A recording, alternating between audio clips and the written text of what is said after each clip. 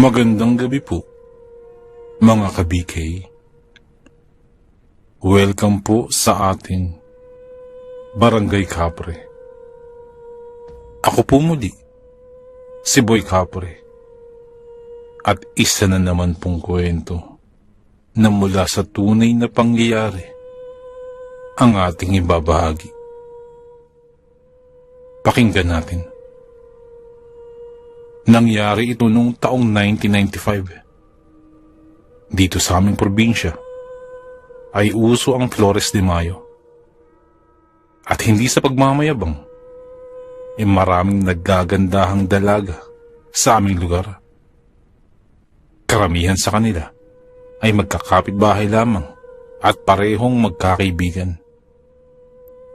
Yung barangay kapitan kasi namin ay aktibo sa mga patimpalak kagaya ng mga pagandahan, mga search for miss at marami pang iba. Marami tuloy nadidiskubre na mga kadalagahang nagtatago lang pala sa apat na sulok ng kanilang bahay. Isa na sa kanila ay si Eva. Ako nga pala si Glenn at ako'y tubong si Keor. Gusto ko po sanang ipaliwanag na una sa lahat, hindi po lahat ng nakatira sa aming isla ay puro lang mga mangkukulam. Iilan lang naman sila. Saka iba po ang ginagawa ng mga mangkukulam dito sa amin dahil hindi naman talaga sila nananakit ng basta-basta na lamang. Nagagawa nila ito dahil ito ang kanilang pinagkakakitaan. Naghahanap buhay sila sa pamamagitan ng pagbibigay ng sakit sa mga tao na kapag humingi naman ng tulong sa kanila ay ginagamot din nila upang magkapera. Kami naman ay walang kaalam-alam kung paano mangulam. Sa lugar namin ay umaasa kami sa pagtatrabaho sa aming bukiring. Nagtatanim kami ng saging na kapag namumunga na ay tinataga naman namin para dalhin sa Tiangge. Aksidente lang ang pagkakakilala ko kay Eva. Pero kay hirap niyang kalimutan. Para siyang puwing sa mata na kay hirap alisin hanggat hindi nahihipan. Naghahakot ako nun ng mga tinagaan naming saging nang magkabanggaan kami ni Eva. Siya pala ay hindi nakatingin sa dinaraanan dahil abala naman siya sa paghahalungkat ng kanyang mga pinamili. Nagkabanggaan kami at nadaganan ako ng kanina ay pasan kong sako na ikinaigit ko sa sakit. Nasanay na ako na nagagalit sa akin ang karamihan sa mga tao kapag nagkakamali ako.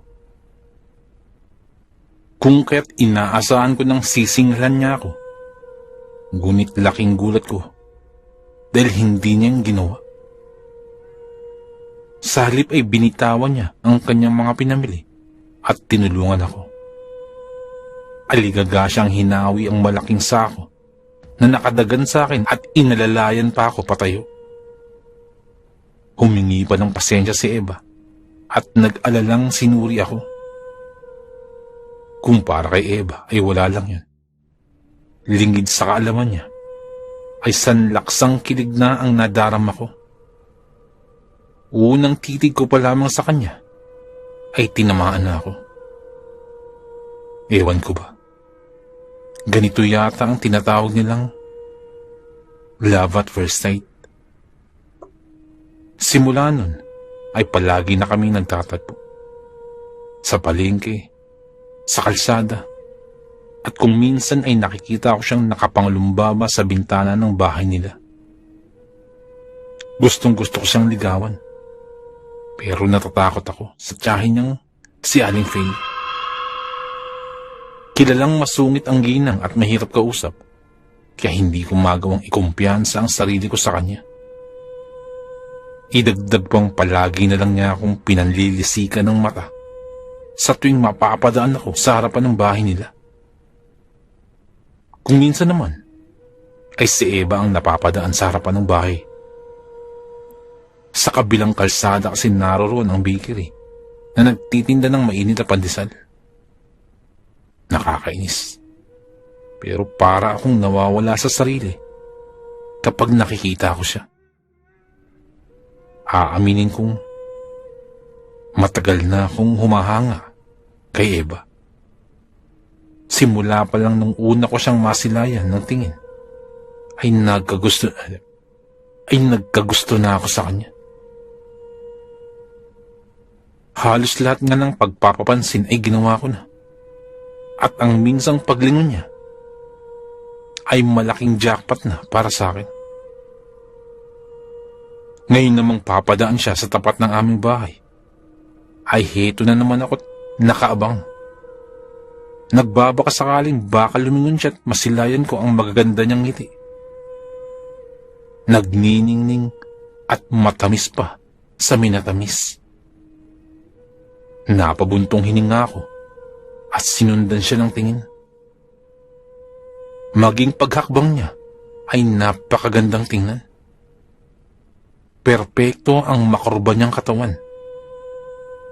Ang kanyang balat ay may kutis artista, samantalang ang kanyang katangkaran ay lamang sa lahat. Napaitad ako nang maramdaman ko ang tapik ng bulag kong ina.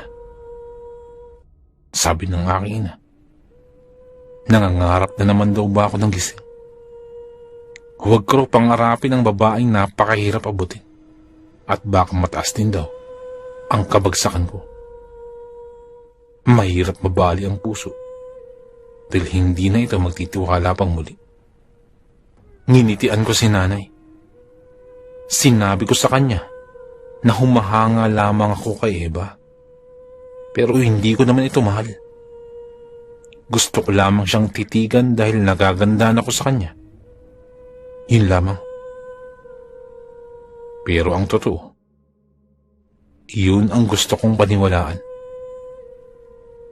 Alam ko naman na kahit mabait sa akin ang dalaga, ay mahirap pa ding magustuhan niya ako. Hindi ako kagwapuhan. At moreno rin ang aking kutis. Ang aking may pagmamalaki lamang ay ang katawan kong batak sa trabaho, samantalang puro kalyo naman ang mga kamay ko.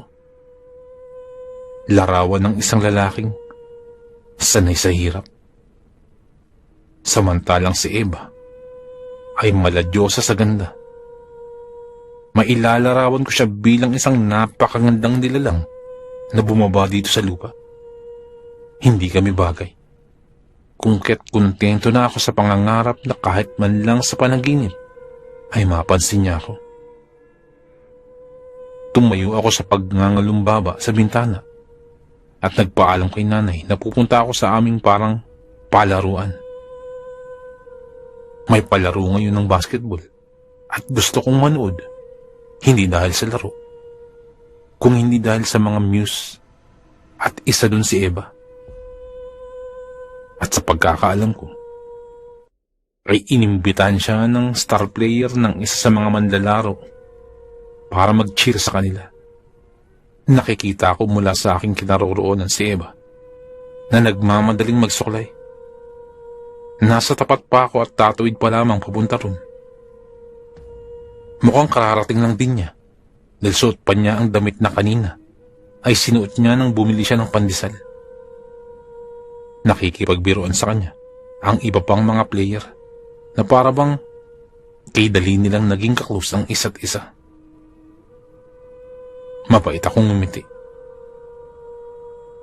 Buti pa yung mga gwapo. Hindi nahihirapang lumapit sa mga babaeng gusto nila. Samantalang ako, pati lihim na pagtingin, ay parang wala akong karapatan. Napansin kong lumabas si Eva ng palaruan at tumawid sa kalsada. Sumikdo ang aking dibdib nang mapagtanto kong naglalakad ito papalapit patungo sa kinaroroonan ko. Lihim tuloy akong nataranta. Anong gagawin ko? Anong sasabihin ko? Hindi na ako nakapagpatuloy pa sa pakikipag-usap sa aking sarili. Dahil nakalapit na si Eva. Kumaway siya sa akin at ngumiti. Hindi ako makapaniwalang tumitig sa kanya. Tila natuka ako ng ahas at hindi man lamang makagalaw mula sa pagkakatayo. Pati boses ko ay nabahag ang buntot at hindi makalabas sa aking lalamunan. Tumawa bigla si Eva at hinawakan ng aking kamay at saka tinanong kung ayos lang daw ba ako. Nanlamig ako at hindi nakakilos.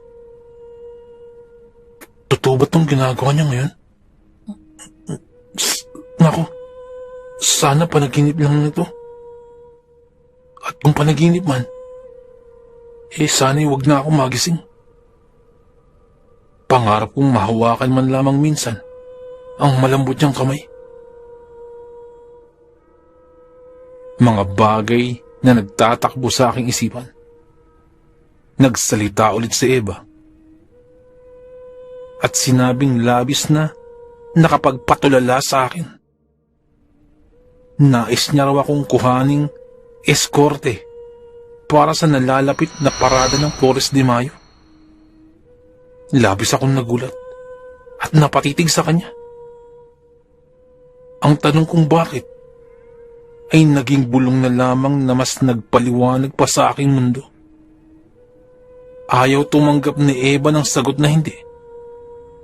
Kung kaya't wala akong nagawa kung hindi ang tumango. Kung ano ang aking isusuot ay bahala na. Ang mahalaga ay matupad ang pangarap ko kahit sandali lamang. Kumaway pa si Eva sa akin bago nagpaalam at muling tumawid ng kalsada. Naisip ko na baka may gusto sa akin ng babaeng lihim na may paghanga ako. Bago pa ako makatawid ng palaruan, ay may humawak sa aking balikat. Isang matandang babae. Nasa tansya ko nasa 80 anyos na. Itim ang damit at may hawak na tungkod.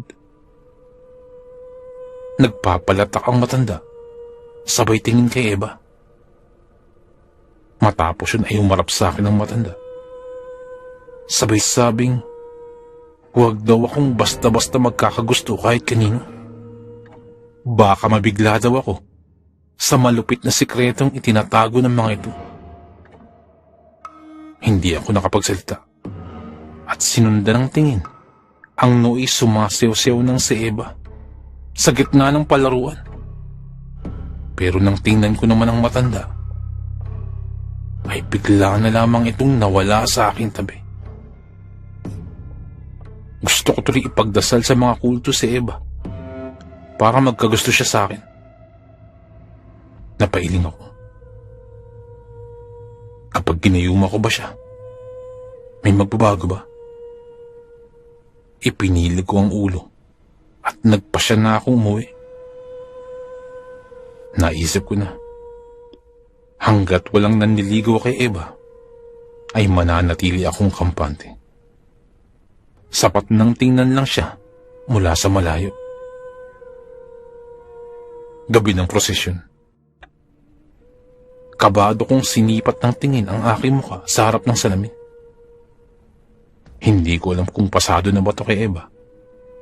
Ngunit gusto kong umasa na hahangaan niya ako ngayong gabi. Sana lang ay umayon sa akin ang panahon dahil bala kong magtapat ng pag-ibig sa kanya. At kung suswertein, ay magiging nobya ko na siya. Nagkita kami ni Eva at hindi ko mapigilang hindi mamangha sa taglay niyang kagandahan. Siya ang Reyna Elena at nasa kanya ang pinakamagandang korona. Pakiramdam ko tuloy ay napakaswerte kung siya ang nakakasama ko ngayong gabi. Habang naglalakad kami, ay masaya siyang nakatingin sa akin. At sinamantala ko na ang pagkakataon na yun. Ipinagtapat ko sa kanya na gusto ko siya at nginitian niya ako. Ang sabi pa ni Eva, kung gagawin ko raw ang hihilingin niya sa akin, ay agad-agad na magiging nobya ko na siya at hindi na kailangan ligawan pa. Halos manlamig ako sa katatanong kung ano ba ang gusto niya. Umurong ang dila ko nang malaman kong gusto niyang ikulong sa kubo na nasa gitna ng kagubatan si Raya. Si Raya ay kasama namin sa Santa Cruzan at isa siya sa mga reyna din ng Santa Cruzan na yun. Huwag daw akong mag-alala at mabilis kong makukumbinsi si Raya na parang sigurado na siya sa kanyang ginagawa.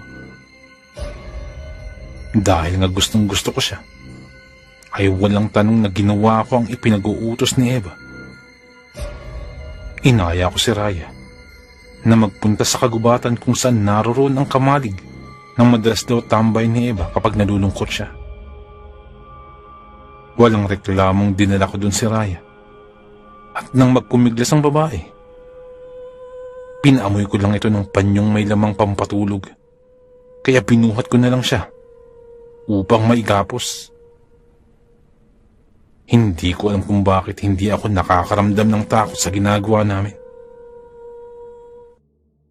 Alam ko namang masama ito, pero bigla akong naging sunod-sunuran kay Eva. Lahat ng sinasabi niya ay ginagawa ko ng walang tanong. Nakita ko kung papaano tila ba nanalo sa loto ang mukha ni Eva habang pinagmamasdan ang walang malay na si Raya. Maya-maya ay kumuha ang babae ng kutsilyo at walang babalang ginilitan sa leeg si Raya. Dito na ako biglang natauhan. Hindi ko alam kung bakit niya ginawa yun, pero sigurado akong hindi ito maganda. Dahan-dahan akong umatras at palihim na lumabas ng kamalig nang makitang abala na siya sa pag-iipon ng sariwang dugo ni Raya. Napapansin kong medyo kunot na ang kanyang kamay at napatitig ako sa kanyang mukha. Napakatanda na niyang tingnan. Napaatras ako nang ipaligo niya ang dugo at nakita ang dahan-dahang pagbabalik naman ng batang anyo mula sa dati. Muli siyang naging ang batang si Eva, kung kaya't labis akong nagimbal sa aking nasaksihan. Nanginginig na sinikap kong huwag makalikha ng ingay nang marinig kong tinawag niya ang aking pangalan. Tila mabibingi ako sa lakas ng kabog ng aking dibdib. Takot na takot ako sa aking natuklasan. Ang babaeng napupusuan ko ay isang matandang hukluban. Sila yung mga matatandang mangkukulam na gumagamit ng kagandahan para makapanlin lang ng tao. Madalas nilang kinakaibigan ng mga babaeng magaganda para maangkin nila ang sariwa nitong dugo. Napatalon ako sa gulat nang marinig ang boses ni Aling Feli, ang tiyahin ni Eva. Nagulat din ako nang magsalita naman si Eva dahil mukha siyang walang galang sa kanyang tiyahin. Yun nga lamang, ikinagimbal ko ng husto nang si Aling Feli pa ang nagtiya kay Eva. Kung gayon, baliktad pala sila at si Aling Feli ang pamangkin ni Eva. Narinig kong nakiusap si Aling Feli kay Eva na tigilan na ang pambibiktima sa mga kabataang babae sa aming lugar. Natigilan ako. Dahil kung gayon, ay si Eva pala ang salarin sa mga babaeng basta na lamang naglalaho na parang bula sa aming lugar.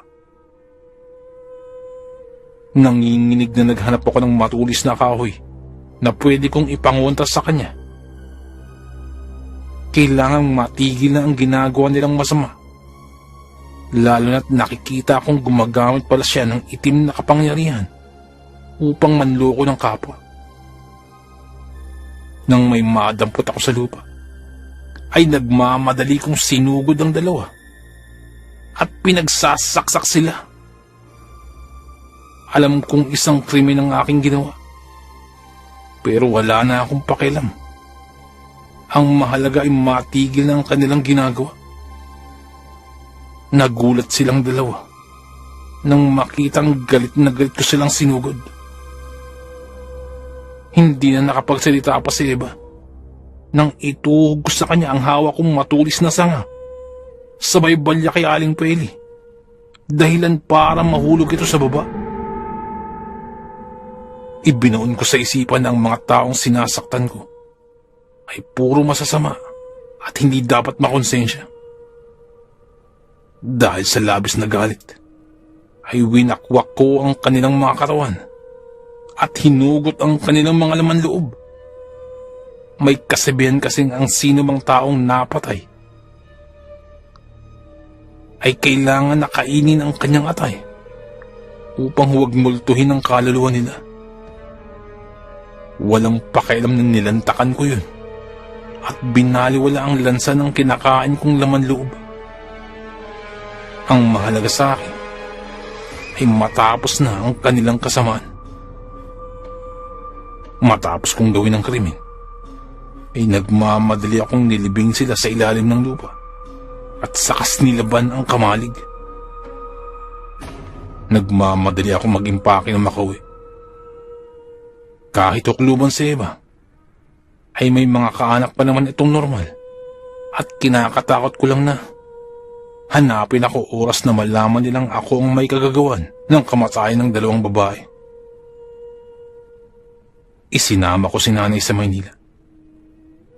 Magpahanggang ngayon, ay nandito pa rin kami.